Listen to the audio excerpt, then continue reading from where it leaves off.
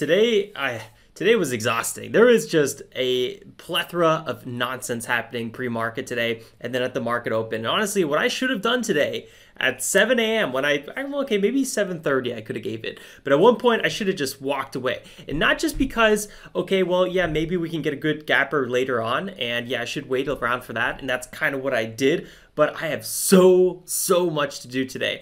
I'm leaving my current office and this city for about 5 to 6 months, depending, tomorrow, and I've done zero packing. Not to mention traveling during COVID times is super stressful. So my girlfriend's been throwing all these documents on me today that I have to sign, and they have, well, let's just say, without her, I think I'd be missing a lot of stuff. But even, you know, having everything organized, it's still a lot and very overwhelming. So there's a lot on my mind right now. I got to get packing. I got a lot to do. And I got to somehow make dinner reservations in like an hour. So things are going to get hectic.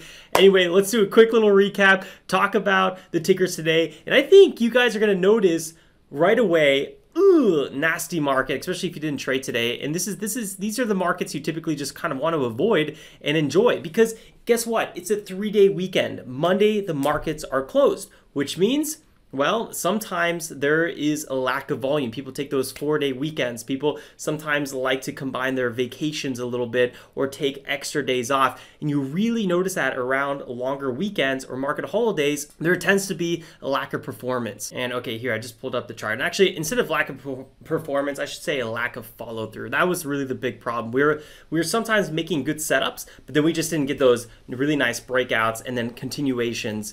And that's usually what I like trading.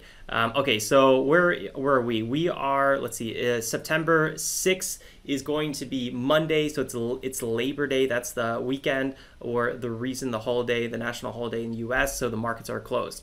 So yeah, 3-day weekend, boom, there we go. So let's go and talk about these tickers. I am down on just so many tickers. I'm down on SAVA, FTFT, KBSF, which was a tiny position. I got a partial fill of like 77 shares.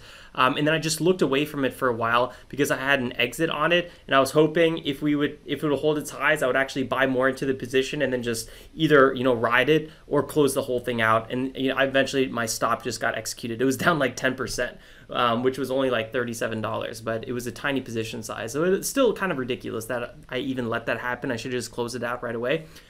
Anyway, a lot on my mind, and I think that was maybe the problem. I was doing a little bit of sloppy trading. Let's just go and review one by one, and I'll show you guys kind of what's been going on and where the problems were. So pre-market, this was probably the only ticket that looked somewhat promising for a bit. But here, look at this. The price range is total out of whack. I mean, typically we're not trading tickers over $50.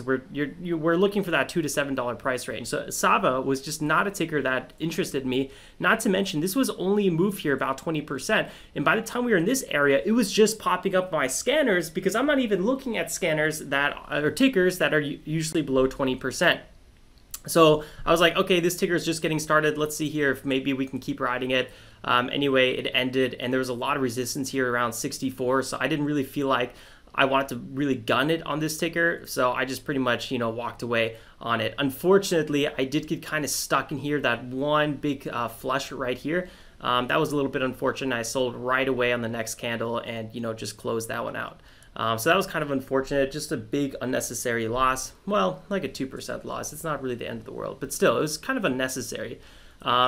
You could tell I'm like winded right now. I was just running around outside. Had to take pictures of my girlfriend because she has a startup and they need a professional picture. Well, not professional pictures done, but like a what's it called? There's a word for it. What's it called? Your profile picture.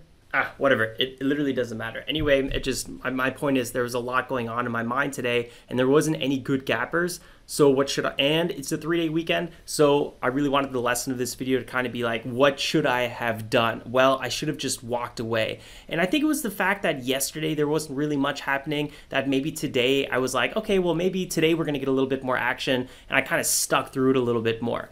And that's the reason I ended with a scratch day. I should have just realized there was no good tickers based on my strategy and just walked away. But yeah, FTFT, I want to talk about this one, but my trades aren't showing up. So let me reload this page, and okay, there we go.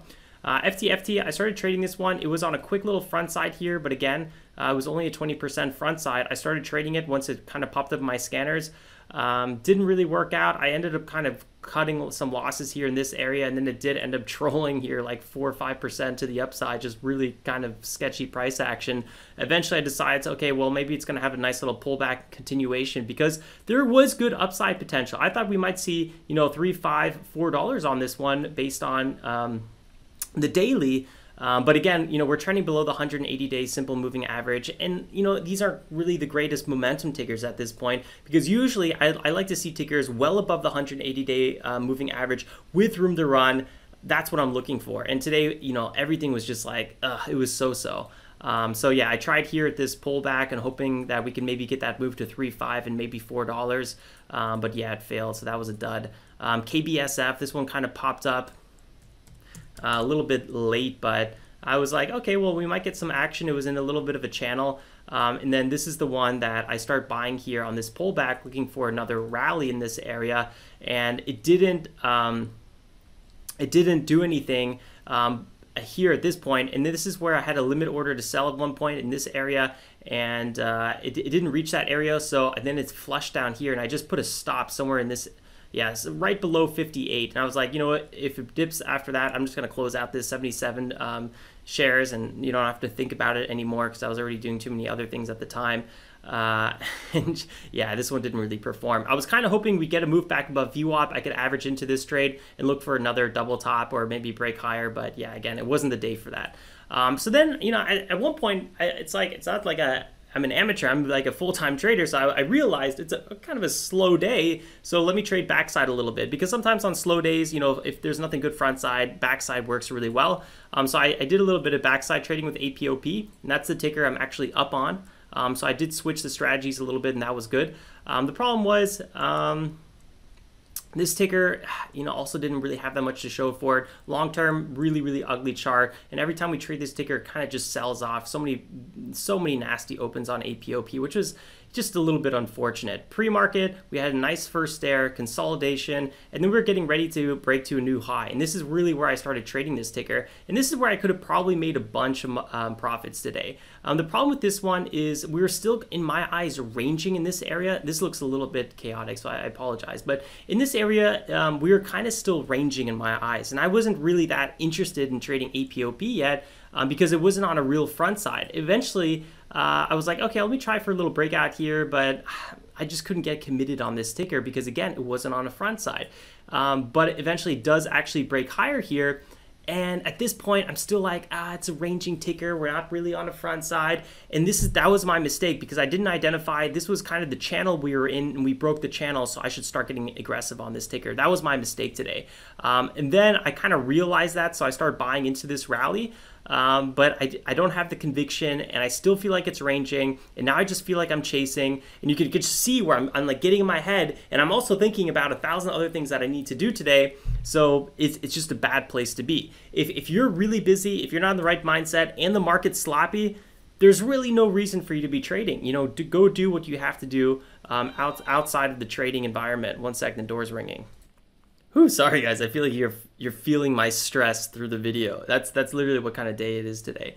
Yeah, so this ticker starts rallying, and then I'm like, is this ticker actually moving? And it was, but again, look, I'm not buying here. I'm selling. If anything, I should be averaging into this winner. But I'm doing it totally wrong. Rips again. I have a kind of a FOMO entry here, but I sell right away. Actually make a little bit of profit on that. Trade it again near the highs, and then I'm just, you know, getting really shaky on my trading. I do make a little bit of profits on this one, kind of trading that channel a little bit up there, that little mini flag pattern. But yeah, overall, I lose a little bit money here when it finally doesn't work. And I'm just kind of a little disappointed in this place. I take one last stab here in this area, but the backside is pretty much confirmed, and it's done. Then it pops up one more time. I try a bit more trading here, but there's a lack of continuation. Now it's on that backside, and I know this ticker has been selling off every time it rallies. So I'm like, you know what? I'm going to try to trade the backside. And this is where I make a bit of money. I actually go down from like -4% on the day to almost totally break even on the day. I do this dip trade as it breaks 3.5 into 3.4s. and then I sell on a pop back higher. And on that trade alone, I made back like $300 or so. So I was like, okay, this is good. Let's keep going. And then we had another pullback. I averaged into this pullback looking for one more pop here because this was a huge sell-off and we were near some big time support from pre-market. So I was thinking, okay, big time support here. Maybe we're gonna at least get another pop here. And this was my mistake because this is quite aggressive trading on a backside. So I deserve this. This happens, boom, back down 4% on the day. I closed very quickly, but and it was a smaller size, but right away I had a bigger loss there, and that kind of sucked. And then it kind of starts doing this consolidation, do another small trade in this area, but I sell too soon. I missed that big pop to the upside, then it flushes back. I trade this breakout here, but I sell too soon. And then I'm thinking about trading here, but I don't do it. That one actually would have probably worked really the best. And I don't know, it's just chop. It's a horrible, nasty, ugly day. There's really no reason to be gunning it today. I think KPLT had some of the nicer moves, but I don't know. Somehow I wasn't really focused on this one. And I think I was just on the wrong side of too many tickers and trying to force trades that didn't really exist. So overall, I'm only down, 2.5, 3% based on my average size, which is, close to $10,000 per trade. It just wasn't really the best day, and I'm sorry if it feels a little bit like all over the place kind of day. I think in a way I wanted to share that specifically because every now and then I have this day where my mind is somewhere else, the market's not so good, and sometimes I'm able to accept that it's probably not going to be my best trading day and I should do something else, and I'm able to walk away. It doesn't happen all the time, but sometimes I can do it. So yeah, being a trader, part of being a trader is just being very self-aware and able to realize certain trading conditions and also your personal life. Like never trade hungover, never trade if you're sick, all those things. Every now and then I break those rules and then I relearn why I have those rules to begin with. And also another big thing going on right now is crypto. Crypto is absolutely flying. Bitcoin right now is up 3%, over $50,000. We have altcoins flying, Ethereum, ADA, we have Coinbase and other tickers like VIH. All these tickers that have kind of been snoozing, flying lately. Or not flying, but they're finally moving again, which feels like they're flying because they've been stagnating for so long. I think VIH is up like 10% or so, and that ticker hasn't moved in like 6 months. So it's like today is just, there's a lot of action outside of the small cap space, and I think 3-day weekend, crypto's moving.